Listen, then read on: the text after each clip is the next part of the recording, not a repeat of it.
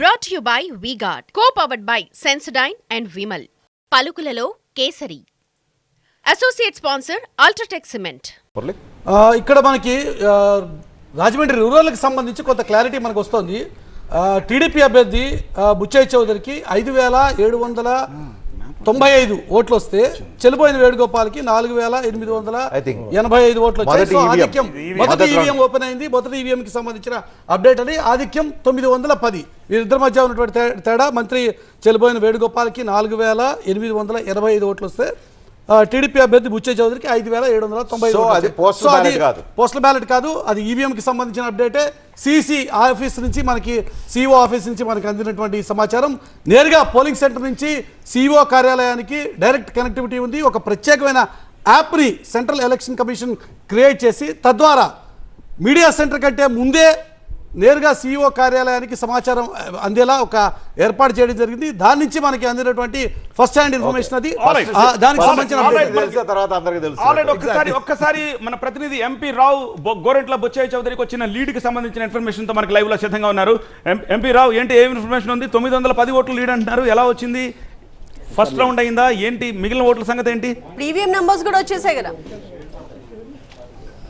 Yes, ఇప్పుడు ఎన్నికల commission అంటే సచివాలయంలో ఉన్నటువంటి ఎలక్షన్ కమిషన్ ఆఫీస్కు నేరుగా అక్కడ ఉన్నటువంటి కౌంటింగ్ సెంటర్ ఇక్కడికి రిజల్ట్ వచ్చే విధంగా కూడా ఏర్పాట్లు చేశారు. ఇక్కడ మనం చూసినట్లయితే మొదటి రౌండ్ కంప్లీట్ అయింది. రౌండ్ కంప్లీట్ 1 ఫస్ట్ రౌండ్లో TDP leading Gorantla Butchaiah Chowdary. Rajahmundry rural seat ఇది. రాజమండ్రి రూరల్ స్థానం నుంచి బుచ్చయ్య చౌదరి పోటీ చేశారు. గోరంట్ల బుచ్చయ్య చౌదరికి 5,795 ఓట్లు. ఇవన్నీ కూడా ఈవీఎం ఓట్లు. గతంలో కౌంటింగ్ అంటే ముందుగా వచ్చేది పోస్టల్ బ్యాలెట్ కౌంటింగ్ బయటకు వచ్చేది.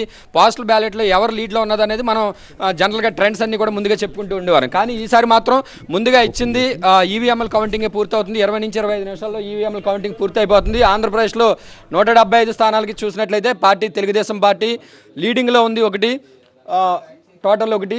సో ఇక్కడ ఈ విధంగా డైరెక్ట్గా కౌంటింగ్ సెంటర్ నుంచి ఈసీ ఆఫీస్కి వచ్చే విధంగా కూడా టెక్నాలజికల్గా ఈ రకంగా సెటప్ చేశారు. గోరంట్ల బుచ్చయ్య చౌదరి రాజమండ్రి రూరల్ నుంచి ఉన్నారు.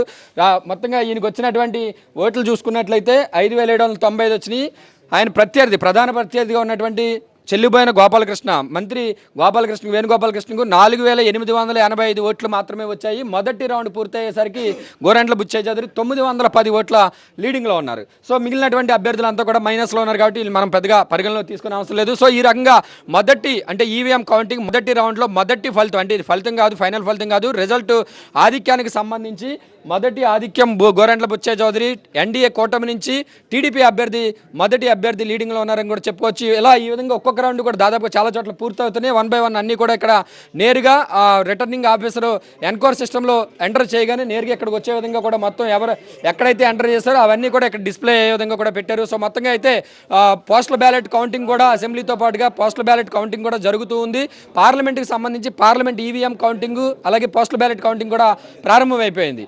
అసెంబ్లీకి సంబంధించి కూడా పోస్టల్ బ్యాలెట్తో పాటుగా ఈవీఎం కౌంటింగ్ కూడా ప్రారంభమైపోవడంతోనే ఈ అసెంబ్లీ ఫస్ట్ రౌండ్ కూడా పూర్తయింది. సో మొత్తం రాష్ట్ర వ్యాప్తంగా అన్ని చోట్ల కూడా అన్ని కౌంటింగ్ సెంటర్లలో కూడా పోస్టల్ బ్యాలెట్తో పాటుగా ఈవీఎం కౌంటింగ్ కూడా ప్రారంభమైపోయింది. దానికి సంబంధించినటువంటి మొదటి రౌండ్ ఫలితమే మనం ఇప్పుడు చెప్పుకున్నటువంటి గోరంట్ల బుచ్చయ్య చౌదరి సంబంధించిన. Brought to you by V-Guard, co-powered by Sensodyne and Vimal. పలుకులలో Kesari. Associate sponsor UltraTech cement.